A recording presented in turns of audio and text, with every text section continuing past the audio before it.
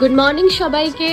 তো আজকে সকালটা বেশ একটু মানে ঠান্ডা বলতে পারো, মানে ঠান্ডা তো নয়, মানে একটু টেম্পারেচারটা একটু কম আছে আজকে বাকি দিন থেকে। তো আমি এখন সকালে জল খাবো, জল খেয়ে নিয়ে তারপরে খাবো চা, তারপর করবো ব্রেকফাস্ট। বলেছিলাম যে চা খাবো, তো মা দিয়ে দিয়েছে চা, সাথে দিয়েছে বিস্কিট। চলো আমি খেয়ে নিচ্ছি। সকালের আমার ব্রেকফাস্টে রয়েছে দই চিড়ে। তো এখন দেখতে পাচ্ছ এটা হচ্ছে চিংড়ি মাছ দিয়ে মা পুর রেডি করেছে, আর এই কাঁকরোলগুলোতে দিয়ে দিয়েছে।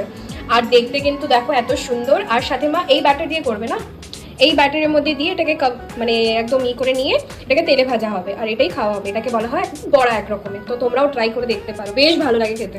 এখন আমি ওই যে বড়ার ভাজার কথাটা বলেছিলাম, তো আমি এখন খাচ্ছিলাম, তো তোমাদেরকে খুলে দেখাচ্ছি এটা কেমন হয়। বেসিক্যালি দেখো, দেখো চিংড়ি মাছ থাকে, তো এইটা হচ্ছে পুর, আর এটাকে তোমরা ভাতের সাথে মেখে খেতে পারো, দারুণ লাগে টেস্ট। তো আমি এখন খাচ্ছি।